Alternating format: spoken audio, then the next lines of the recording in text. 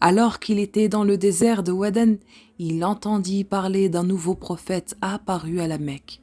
Il nourrissait l'espoir que son arrivée puisse balayer la corruption religieuse des cœurs et des esprits des Arabes. Il espérait trouver en lui un guide qui les sorte de l'obscurantisme et la superstition sans perdre de temps. Il appela son frère Onaïs et lui dit « Va à la Mecque te renseigner sur cet homme qui prétend être prophète et recevoir des révélations des cieux. Écoute ses paroles et viens me les rapporter. » Onaïs se rendit à la Mecque où il rencontra le prophète Mohammed sallallahu alayhi wa sallam. Il écouta ce qu'il avait à dire et retourna dans le désert où Abu Dhar attendait impatiemment qu'il lui parlât du prophète Mohammed sallallahu alayhi wa sallam. Mais sa curiosité n'était point satisfaite. Il décida alors de partir voir lui-même le prophète Mohammed sallallahu alayhi wa sallam. Cette histoire est extraordinaire, restez bien jusqu'à la fin. Bismillah ar-Rahman ar-Rahim, mes très chers frères et sœurs, assalamu alaikum wa rahmatullahi wa barakatuh. Bienvenue sur votre chaîne Hasna Sunsun. Je dis votre chaîne car c'est vous qui choisissez les histoires. Faites comme User WJ2XX6BB5S qui a choisi l'histoire du compagnon Abu Dhar al-Ghafari. Barakallahu fik, excellent choix. Et j'aimerais lire son commentaire car il m'a fait énormément plaisir. Assalamu alaikum. Je tenais à vous remercier de vos narrations, contes et hadiths. Mes enfants et moi-même souhaiterions écouter l'histoire d'un des Sahaba, compagnon du prophète Mohammed sallallahu alayhi wa sallam, le compagnon Abu Dhar al-Ghafari. En vous remerciant, mes enfants ainsi que mes petits-enfants et moi-même, nous vous disons Assalamu alaikum wa rahmatullah, paix dans le monde entier. Masha'Allah, quel beau commentaire. Il écoute les histoires des compagnons avec ses enfants et ses petits-enfants. Ça me fait tellement plaisir, vous pouvez pas vous imaginer à quel point. Vous vous rendez compte, une famille entière écoute les histoires des prophètes, des hadiths comme il dit, et beaucoup d'autres choses.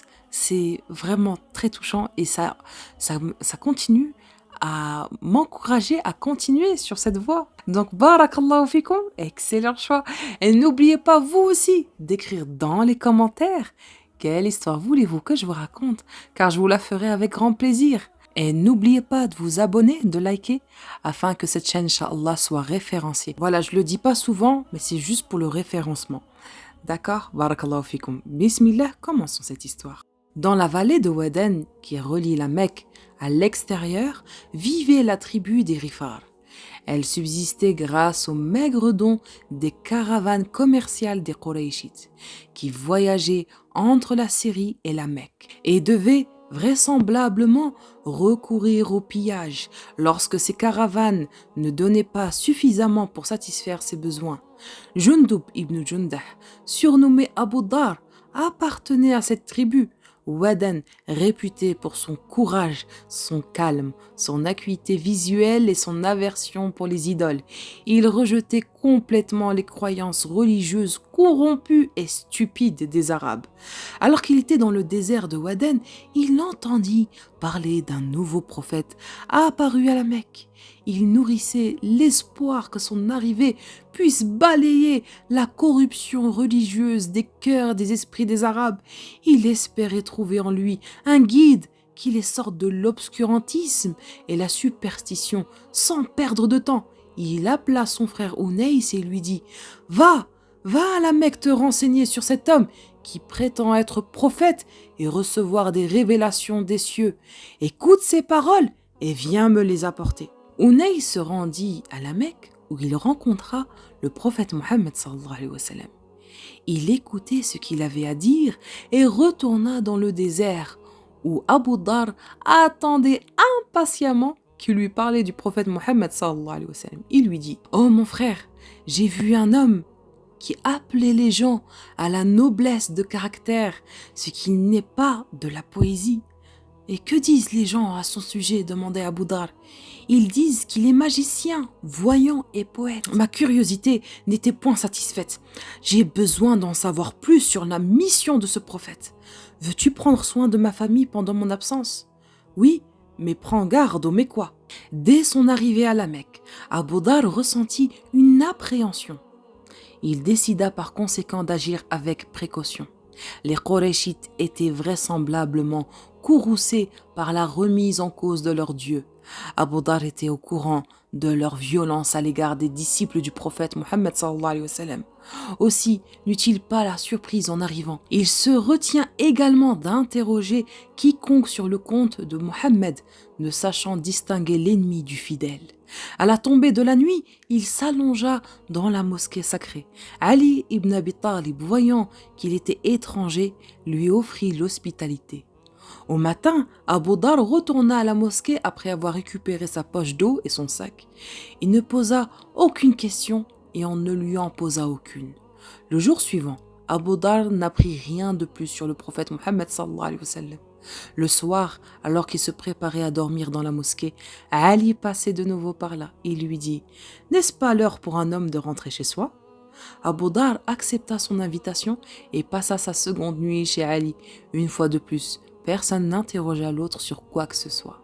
Toutefois, au bout de la troisième nuit, Ali lui demande « Ne vas-tu pas me dire ce qui t'amène à la Mecque ?» Abu Dhar lui répondit « À la condition que tu me promettes de me conduire à ce que je cherche. » Ali promit alors. Abu Dhar lui dit « Je suis venu de loin afin de rencontrer le nouveau prophète Mohammed sallallahu alayhi wa sallam et écouter ce qu'il a à dire. » Le visage de Ali s'illumina de joie, puis il s'exclama « Par Allah, il est véritablement le messager de Dieu. » Il parla du prophète Mohammed sallallahu alayhi wa sallam et de ses enseignements.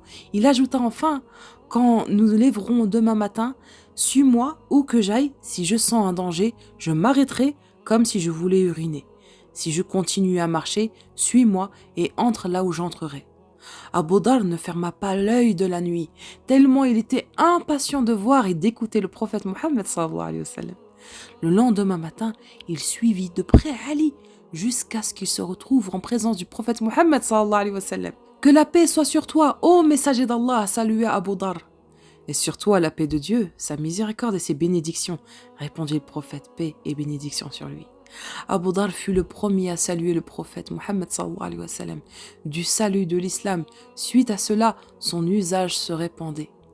Le prophète, paix et bénédiction sur lui, l'accueillit donc et l'invita à l'islam en lui récitant quelques versets du Coran. Rapidement, Abu Dhar prononça la shahada et adopta la nouvelle religion sur le champ. Il fut l'un des premiers à rejoindre l'islam. Voyons quelques termes. Abu Dhar rapportait sa propre histoire. Après ma conversion, je suis resté avec le prophète Mohammed sallallahu alayhi wa sallam afin de me former à l'islam et d'apprendre à lire le Coran.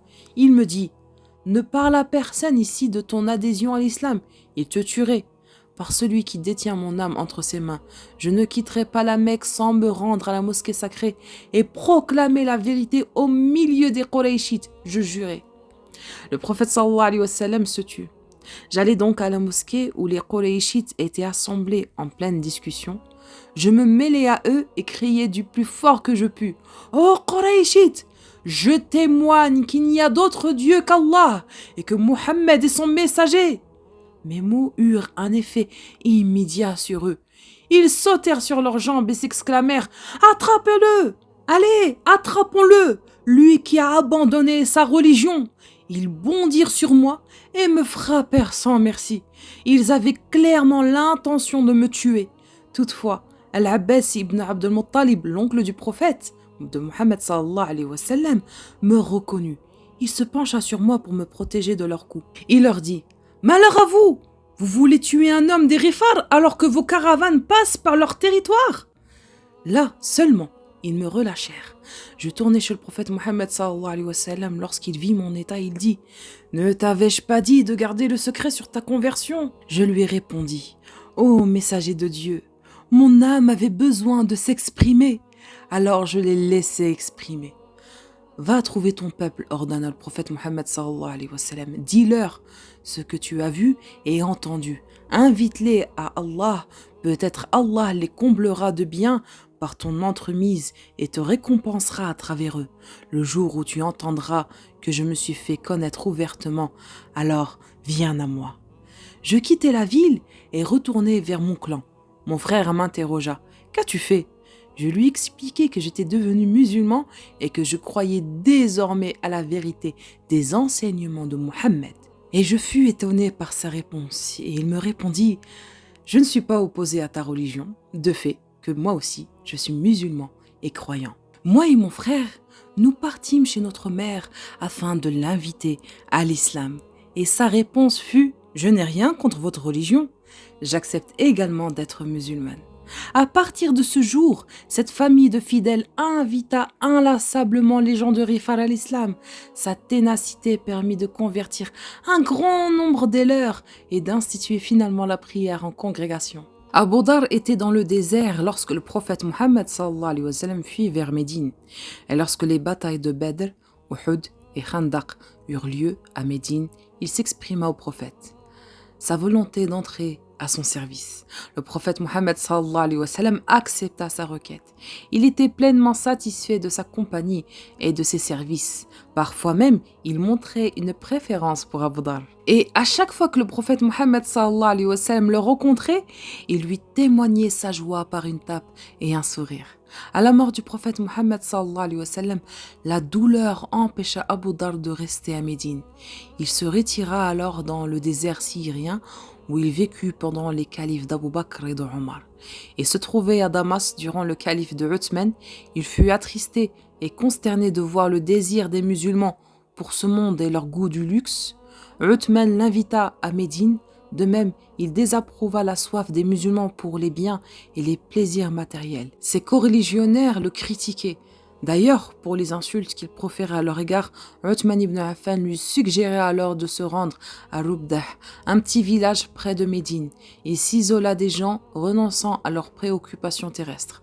Sa vie était dédiée à la recherche de la demeure éternelle et non à la satisfaction des plaisirs éphémères de ce monde.